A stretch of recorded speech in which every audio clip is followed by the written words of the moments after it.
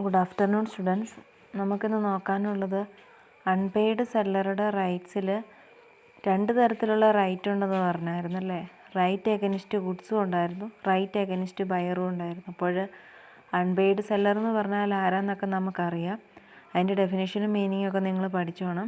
ഇനി ഒരു അൺപെയ്ഡ് സെല്ലറെ സംബന്ധിച്ചിടത്തോളം ഇപ്പം ഞാൻ കുറച്ച് ഗുഡ്സ് വിറ്റു, എനിക്കതിൻ്റെ പ്രൈസ് മുഴുവനായിട്ടും കിട്ടിയിട്ടില്ല, അല്ലെങ്കിൽ ഒരു നെഗോസിബിൾ ഇൻസ്ട്രുമെൻ്റ് എനിക്ക് തന്നു, അത് ഓണർ ചെയ്തിട്ടില്ല എങ്കിൽ എന്നെ സംബന്ധിച്ചിടത്തോളം ബയർക്കെതിരെ എന്തെല്ലാം റൈറ്റാണ് എനിക്കുള്ളതെന്നാണ് നോക്കാൻ പോകുന്നത്.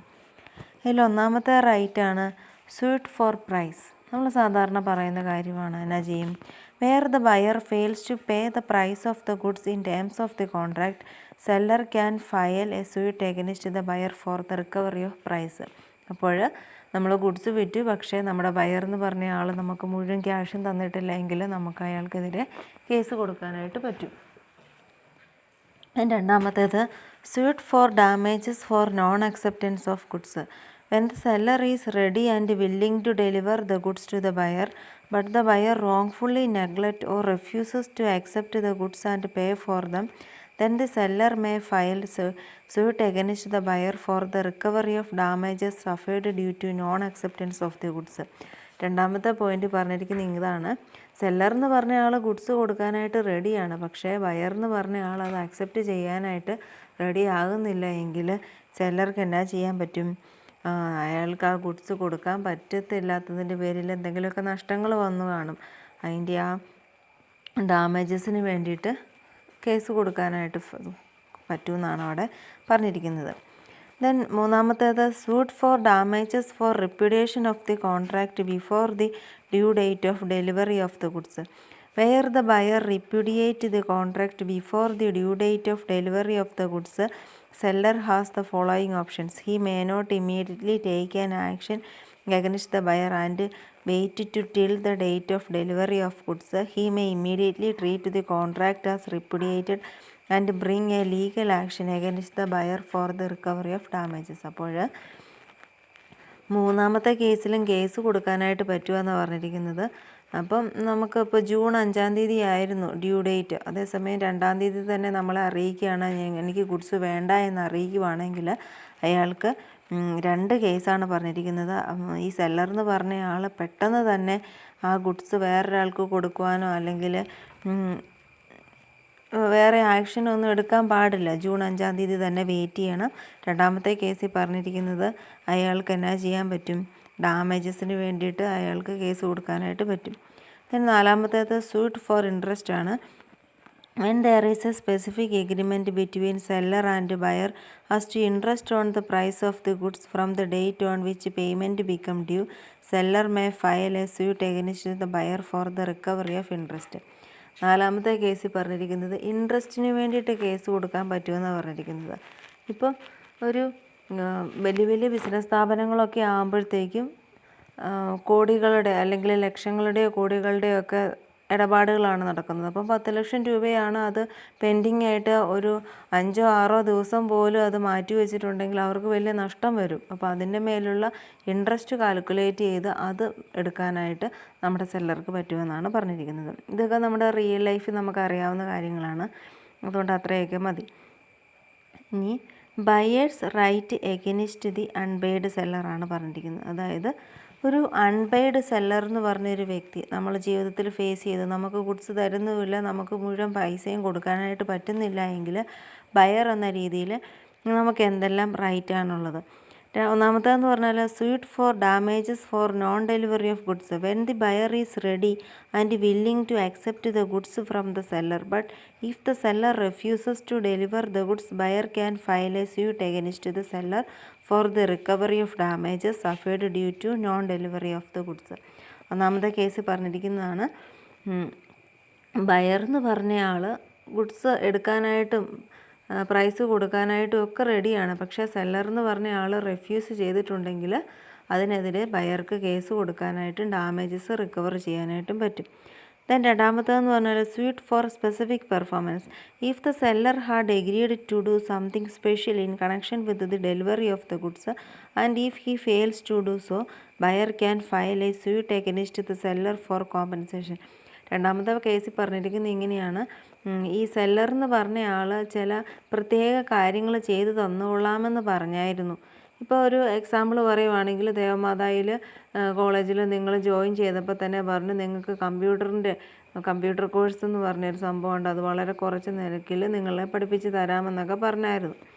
അല്ലെങ്കിൽ നല്ല ലൈബ്രറി ഉണ്ട്, ലൈബ്രറി ഫെസിലിറ്റിയൊക്കെ ഫ്രീ ആയിട്ട് തരാമെന്ന് പറഞ്ഞായിരുന്നു. പക്ഷേ നിങ്ങൾക്ക് അങ്ങനെയൊന്നും കിട്ടുന്നില്ല എങ്കിൽ നിങ്ങൾക്ക് എന്നാ ചെയ്യാൻ പറ്റുമെന്നാണ് പറഞ്ഞിരിക്കുന്നത്. ഈ സ്പെസിഫിക് പെർഫോമൻസിന് വേണ്ടിയിട്ട് ബയർ എന്ന് പറഞ്ഞ ആൾക്ക് കേസ് കൊടുക്കാനായിട്ട് പറ്റുമെന്നാണ് അവിടെ പറഞ്ഞിരിക്കുന്നത്. ദെൻ മൂന്നാമത്തേന്ന് പറഞ്ഞാൽ suit for breach of warranty. If there is any failure from the side of the seller in connection with the warranty given, buyer can file a suit against the seller for compensation. അപ്പോൾ മൂന്നാമത്തെ കേസിൽ warranty എന്നാന്നൊക്കെ പഠിപ്പിച്ചായിരുന്നു. അപ്പോഴേ എന്തെങ്കിലും വാറണ്ടിയിൽ breach വന്നിട്ടുണ്ടെങ്കിൽ സെല്ലർക്ക് compensation ആവശ്യപ്പെടാമെന്നാണ് പറഞ്ഞിരിക്കുന്നത്. സെല്ലർക്കല്ല, ബയർക്ക് സെല്ലർക്കെതിരെ കോമ്പൻസേഷന് വേണ്ടിയിട്ടുള്ള അവകാശം ഉണ്ടെന്നാണ് അവിടെ പറഞ്ഞിരിക്കുന്നത്. ദെൻ നാലാമത്തേത് suit for damages for repudiation of the contract by the seller before the due date of delivery of the goods. Where the seller repudiate the contract before the due date of delivery of goods, buyer has the right to bring a legal action against the seller for recovery of damages. അപ്പോൾ seller ഒരു date പറഞ്ഞായിരുന്നു, 10-ാം തീയതി goods തരാമെന്നാണ് പറഞ്ഞിരുന്നത്. പക്ഷേ ഒരു 8-ാം തീയതി നമ്മളോട് പറയുകയാണ് നിങ്ങൾക്ക് ഗുഡ്സ് തരില്ല എന്ന് പറയുവാണെങ്കിൽ നമുക്ക് കോടതിയിൽ കേസ് കൊടുക്കാനായിട്ട് പറ്റും, നഷ്ടപരിഹാരം മേടിച്ചെടുക്കാനായിട്ടും പറ്റും. Then suit for interest. Where there is a specific agreement between buyer and seller as to interest on the amount paid for delivery of the goods, buyer may file a suit against the seller for the recovery of interest in case of breach of contract. Unpaid സെല്ലർക്കുള്ള right പോലെ തന്നെ ബയർക്കും എന്നാ ചെയ്യാൻ പറ്റും, interest എന്ന് പറയുന്നത്, അതായത് goods കൊടുത്തില്ല അപ്പോൾ ആ ക്യാഷ് നമ്മൾ മാറ്റി വെച്ചിരിക്കുമായിരുന്നു. അപ്പോൾ അതിൻ്റെ പേരിൽ എന്തെങ്കിലുമൊക്കെ ഇൻട്രസ്റ്റോ കാര്യങ്ങളൊക്കെ ഉണ്ടെങ്കിൽ അത് സെല്ലറുടെ കയ്യിൽ നിന്നും കിട്ടാനായിട്ടുള്ള റൈറ്റ് ഉണ്ട്. അപ്പോൾ ഇത്രയും കാര്യങ്ങളൊക്കെയാണ് അൺപെയ്ഡ് സെല്ലറുടെ റൈറ്റുമായിട്ട് ബന്ധപ്പെട്ട് പറഞ്ഞിരിക്കുന്നത്. പിന്നെ കോമൺ ആയിട്ട് പറഞ്ഞിട്ടുണ്ട് ബയേഴ്സ് റൈറ്റ് എഗനിസ്റ്റ് സെല്ലർ. അവിടെ ശ്രദ്ധിക്കേണ്ട ഒരു കാര്യം, ആ സെല്ലർ എന്ന് പറയുന്നത് ഒരു അൺപെയ്ഡ് സെല്ലർ അല്ല. അപ്പം അതുമായിട്ട് ബന്ധപ്പെട്ട് 10-11 പോയിൻ്റ് കൊടുത്തിട്ടുണ്ട്, ചുമ്മാ ഒന്ന് നോക്കിയേക്കാം. What are the buyer's right against seller. ഇപ്പം നമ്മളൊക്കെ സാധാരണ ബയർമാരാണ്, സാധനങ്ങൾ വാങ്ങിക്കുന്ന ആൾക്കാരാണ് എങ്കിൽ നമുക്ക് എന്തെല്ലാം റൈറ്റാണ് ഉള്ളതെന്ന് അതിൻ്റെ അകത്ത് 10 പോയിൻ്റ് കൊടുത്തിട്ടുണ്ട്, നമുക്ക് ചുമ്മാ ഒന്ന് നോക്കാം. To have delivery of the goods as per the contract. ഒന്നാമത്തെ കേസിൽ നമുക്ക് ഗുഡ്സ് കിട്ടാനായിട്ടുള്ള അവകാശം. രണ്ടാമത്തേത് to reject the goods when they are not of the description, quality or quantity as specified in the contract. രണ്ടാമത്തേതെന്ന് പറഞ്ഞാൽ ഗുഡ്സ് റിജക്റ്റ് ചെയ്യാനായിട്ടുള്ള right. നമ്മൾ കോൺട്രാക്റ്റ് പറഞ്ഞിരിക്കുന്ന പോലെയല്ല, ക്വാളിറ്റിയിലോ ക്വാണ്ടിറ്റിയിലോ ഒന്നും അല്ല എങ്കിൽ ഗുഡ്സ് റിജക്റ്റ് ചെയ്യാനായിട്ടുള്ള റൈറ്റ്. മൂന്നാമത്തേതെന്ന് പറഞ്ഞാൽ to repudiate the contract when goods are delivered in instalments without any agreement to that effect. മൂന്നാമത്തേതെന്ന് പറഞ്ഞാൽ കോൺട്രാക്റ്റ് നിരാകരിക്കാനായിട്ടുള്ള റൈറ്റാണ്. ഇൻസ്റ്റാൾമെൻറ്റിലൊക്കെയാണ് നമുക്ക് ഗുഡ്സ് തരുന്നത്, നമ്മളോട് അങ്ങനെയൊന്നും പറഞ്ഞിട്ടില്ലായിരുന്നു. നാലാമത്തേതെന്ന് പറഞ്ഞാൽ to be informed by the seller when the goods are to be send by sea route so that he may arrange for their insurance. അപ്പോൾ സീ റൂട്ടിലൊക്കെയാണ് ഗുഡ്സ് നമുക്ക് വരുന്നതെങ്കിൽ അതിൻ്റെ ഇൻഷുറൻസ് അറേഞ്ച് ചെയ്യണമെന്ന് പറയാനായിട്ടുള്ള right. Then opportunity examine the goods to sue the seller for damage seller wrongfully neglect or refuses to deliver the goods എന്നൊക്കെ പറഞ്ഞിട്ട് വായിച്ചാൽ മനസ്സിലാവുന്ന കുറച്ച് കാര്യങ്ങളൊക്കെ അവിടെയുള്ളൂ. ദെൻ നമ്മുടെ ഈ സെയിൽ ഓഫ് ഗുഡ്സ് ആക്ടിൻ്റെ ഒരു ചെറിയൊരു ടോപ്പിക്കുണ്ട്, 2 മാർക്കിനൊക്കെ ചോദിക്കുന്നതാണ്. What do you mean by option sale? Option sale എന്നൊക്കെ പറഞ്ഞാൽ നമ്മൾ നിത്യജീവിതത്തിൽ നമുക്കറിയാവുന്നതാണ്, ലേലം നടത്തുക എന്നൊക്കെ പറയും. അപ്പോൾ ലേലം നടത്തുമ്പോൾ എങ്ങനെയാണ്, കുറേ ആൾക്കാർ ഉണ്ടായിരിക്കും വാങ്ങിക്കാനായിട്ട്. അതുപോലെ തന്നെ ലേലം നടത്തുന്ന ഒരു വ്യക്തി ഉണ്ടായിരിക്കും. അവരെന്തെങ്കിലും ഒരു പർട്ടിക്കുലർ ആയിട്ടുള്ളൊരു സാധനം, ഇപ്പം പള്ളികളിലൊക്കെ ആണെങ്കിൽ എന്തെങ്കിലുമൊക്കെ വാഴക്കൊലയോ മുട്ടയോ അതുപോലെ തന്നെ എന്തെങ്കിലുമൊക്കെ മൃഗങ്ങളോ ഒക്കെ കൊണ്ടുവന്ന് കൊടുക്കും പള്ളിക്ക് വേണ്ടിയിട്ട്. അപ്പോൾ അവിടുത്തെ ഏതെങ്കിലും കപ്പിയാരോ കൈക്കാരനോ ആരെങ്കിലുമൊക്കെ വന്ന് അത് കാണിച്ചിട്ട് എന്താണ് 1 തരം 2 തരം 3 തരം എന്നൊക്കെ പറഞ്ഞുകൊണ്ട് വിളിക്കും. അപ്പോൾ ഏറ്റവും കൂടുതൽ പൈസ ആരാണോ ഓഫർ ചെയ്യുന്നത് അയാൾക്ക് ആ ഗുഡ്സ് കൊടുക്കുകയും ചെയ്യും. അത് തന്നെയാണ് ഇവിടെ ഓപ്ഷൻ സെയിൽ എന്ന് പറയുന്നത്. A sale by option is a public sale where different intending buyers try to outbid each other. The goods are ultimately sold to the highest bidder. The auctioneer who sells the goods by auction is an agent of the seller, that is the owner. His relationship with the owner of the goods is governed by the general principles of the law relating to agency. അപ്പോൾ option സെയിലിന് നിങ്ങൾ 2 മാർക്കിനൊരു meaning പഠിക്കണം. 2 sentence first 2 sentence അവിടെ പഠിച്ചു വെച്ചാൽ മതി. ഇനി എങ്ങനെയാണ് option sale നടത്തുന്നത് നമുക്കറിയാവുന്നതാണ്.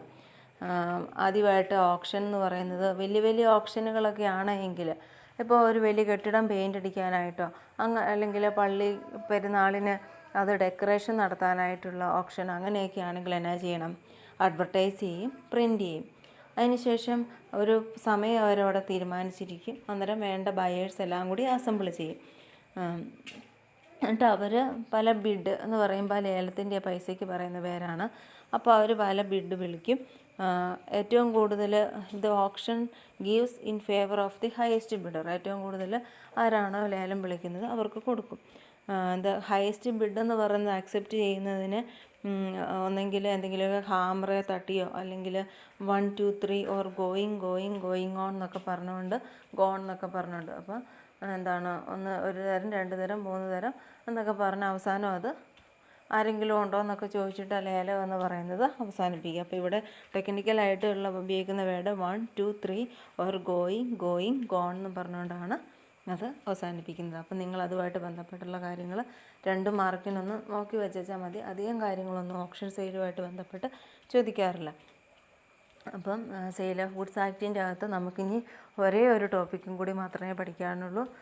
എന്താണ് transfer of property in goods എന്ന് പറഞ്ഞുകൊണ്ട് ചെറിയൊരു ടോപ്പിക്ക്. അപ്പോൾ നാളെ നിങ്ങൾക്ക് മിക്കവാറും തന്നെ ഒരു ലൈവ് ക്ലാസ്സിൽ ഞാൻ അത് എടുത്ത് സെയിൽ ഓഫ് ഗുഡ്സ് ആക്ടിൻ്റെ മൊഡ്യൂൾ അവസാനിപ്പിക്കുവാണ്. നമുക്ക് കിട്ടിയിരിക്കുന്ന ഇൻഫർമേഷൻ അനുസരിച്ച് ഒരു ജൂലൈ മുഴുവനോടുകൂടി തന്നെ നമുക്ക് ഈ സെം അവസാനിപ്പിക്കേണ്ടതായിട്ട് വരും. ഇപ്പോൾ കിട്ടിയിരിക്കുന്ന വിവരം അനുസരിച്ച് നമുക്ക് യൂണിവേഴ്സിറ്റി എക്സാമുകൾ ജൂൺ 15 സ്റ്റാർട്ട് ചെയ്യുവാണ് നമ്മുടെ 6th സെമ്മിൻ്റെ. അതിനുശേഷം നിങ്ങളുടെ നടക്കാനുള്ള എക്സാമുകൾ ഫസ്റ്റ് സെമ്മിൻ്റെ എക്സാം നടന്നിട്ടില്ല. അപ്പോൾ അതൊക്കെ പുറകെ വന്നുകൊണ്ടിരിക്കുക. അപ്പോൾ എല്ലാവരും പഠിപ്പിക്കുന്ന കാര്യങ്ങൾ ഞാൻ BRF-ആയിട്ട് ബന്ധപ്പെട്ട് എനിക്ക് ഇത്രേ പറയാനുള്ളൂ. നിങ്ങൾ എല്ലാത്തിൻ്റെയും മീനിങ്ങും ഡെഫിനേഷനും പഠിച്ച് പോയിൻറ്റ്സിൻ്റെ ഹെഡിങ്ങുകൾ കൃത്യമായിട്ട് പഠിച്ചു പോവുക. എക്സ്പ്ലനേഷൻസ് നിങ്ങൾ ഡിഗ്രി സ്റ്റുഡൻസ് ആണ്, 1-2 സെൻറ്റൻസൊക്കെ തെറ്റില്ലാത്ത രീതിയിൽ എഴുതി വെക്കുക. കാര്യങ്ങൾ വ്യക്തമായിട്ട് മനസ്സിലാക്കുക. പിന്നെ ടെക്നിക്കലായിട്ടുള്ള വേർഡുകളുണ്ട്. ഇപ്പോൾ ഇവിടെയാണെങ്കിൽ തന്നെ നിങ്ങൾക്ക് ഓപ്ഷൻ സെയിൽ എന്നാന്നൊക്കെ നിങ്ങൾക്ക് അറിയാം. പക്ഷേ അവിടെ ഇന്ന വേർഡുകളൊക്കെ ഉണ്ടായിരിക്കണം. പബ്ലിക് എന്ന് പറഞ്ഞ വേർഡ് ഉണ്ടായിരിക്കണം, ഇൻറ്റൻഡിങ് ബയേഴ്സ് എന്നുള്ളതായിരിക്കണം, ബിഡ് എന്ന് പറഞ്ഞ വേർഡ് ഉണ്ടായിരിക്കണം.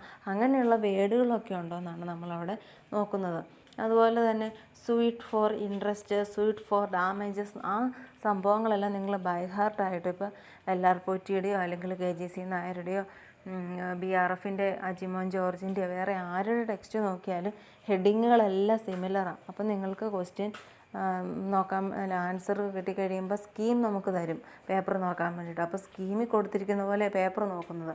അപ്പോൾ എവിടെ സ്കീം BRF-ന് പ്രിപ്പയർ ചെയ്താലും ഹെഡിങ്ങുകളെല്ലാം സിമിലറായിരിക്കും. അപ്പോൾ നിങ്ങൾ ആ ഹെഡിങ്ങുകൾ കൃത്യമായിട്ട് അതാത് ദിവസത്തെ കാര്യങ്ങൾ ഷോർട്ട് നോട്ട് എഴുതി, അതിനാണ് ഞാൻ നിങ്ങളോട് പ്രിപ്പയർ നോട്ടെന്നും പറഞ്ഞ് ഓരോ ദിവസം അസൈൻമെൻറ്റ് കൊടുക്കുന്നത്. അപ്പോൾ നിങ്ങൾ അതിൻ്റെ അകത്ത് ഷോർട്ട് നോട്ട് എഴുതി കൃത്യമായിട്ട് പഠിച്ചു പോക്കണം. ബുക്കിലേക്ക് ഷോർട്ട് നോട്ട് എടുത്ത് എഴുതുക. അപ്പോൾ പരീക്ഷയ്ക്ക് എളുപ്പമുണ്ട്. മീനിങ്ങും ഡെഫിനേഷനും മെയിൻ ഹെഡിങ്ങുകളും എല്ലാം പഠിച്ചു കഴിയുമ്പോഴത്തേക്കും പിന്നെ ഞാൻ പറയാം ഏതൊക്കെയാണ് കൂടുതലായിട്ട്. ഫസ്റ്റ് മൊഡ്യൂളിൽ എക്സ്പ്ലനേഷൻസ് മുഴുവൻ നമ്മൾ പഠിക്കേണ്ടതാണ്. Sale of goods act, law of agency, bailment and pledge എന്നൊക്കെ പറഞ്ഞ കാര്യങ്ങളിൽ എളുപ്പമാണ്. അപ്പം നാളെയും കൊണ്ട് ഒരു മൊഡ്യൂൾ കംപ്ലീറ്റ് ആവും. പിറ്റത്തെ ആഴ്ച അടുത്ത മൊഡ്യൂൾ കംപ്ലീറ്റ് ആവും. പിന്നത്തെ ആഴ്ച വേറെ മൊഡ്യൂൾ കംപ്ലീറ്റ് ആവും. അങ്ങനെ ഒരു 4 ആഴ്ച കൊണ്ട് 4 മൊഡ്യൂളുകൾ കംപ്ലീറ്റ് ആയിക്കോളും. പിന്നെ ഫസ്റ്റ് മൊഡ്യൂളാണ്, ഒരു മാസം കംപ്ലീറ്റ് ആയിട്ടും വേണം, എങ്കിൽ മാത്രമേ അത് തീരുകയുള്ളൂ. അപ്പോൾ നിങ്ങൾ പഠിപ്പിക്കുന്ന കാര്യങ്ങൾ കൃത്യമായിട്ട് പഠിക്കുക. നാളെ ഞാനൊരു ലൈവ് ക്ലാസ് മിക്കവാറും തന്നെ അറേഞ്ച് ചെയ്യാനായിട്ട് നോക്കുന്നതാണ്. ഞാൻ അസൈൻമെൻറ്റിന് ഒരു ദിവസവും കൂടി എക്സ്ട്രാ സമയം കൊടുത്താണ് ചെയ്തു വെച്ചേക്കുന്നത്. എന്നാന്ന് വെച്ചാൽ നെറ്റ് പ്രോബ്ലം ഒക്കെ ഉള്ള പിള്ളേർ കാണും. അപ്പോൾ അവർക്കും കൂടിയുള്ള സൗകര്യത്തിന് വേണ്ടിയിട്ടാണ് ഞാൻ അങ്ങനെ ചെയ്യുന്നത്. അല്ലെങ്കിലും വൈകിട്ട് 3:30-ക്കൊക്കെ ക്ലാസ്സെങ്കിൽ 12:30-ക്ക് മുമ്പ് ചെയ്ത് തീർക്കാമെന്ന് പറയുന്നത് എല്ലാവരെയും സംബന്ധിച്ചിടത്തോളം പ്രായോഗികമല്ല. അപ്പോൾ അതുകൊണ്ടാണ് ഇച്ചിരി സമയം കൂടെ തന്നിരിക്കുന്നത്. കാര്യങ്ങൾ ഏറ്റവും ഭംഗിയായിട്ട് ചെയ്യാനായിട്ട് ശ്രമിക്കുക. നിങ്ങളുടെ ടാക്സേഷനിൽ ഡോണ എന്ന് പറഞ്ഞ കുട്ടിയാണ് എനിക്ക് PDF അയച്ചു തന്നിരിക്കുന്നത്. ഞാനത് ഗ്രൂപ്പിലേക്ക് ഇട്ടിട്ടുണ്ട്. അപ്പോൾ നോട്ടും കാര്യങ്ങളൊക്കെ അത് നോക്കി ഡിക്റ്റേറ്റ് ചെയ്യുക. ഇതിന് വലിയ ക്ലാരിറ്റി വരുന്നില്ല. അപ്പോൾ അത് നോക്കി നിങ്ങൾ എഴുതുക കേട്ടോ. Okay, thank you.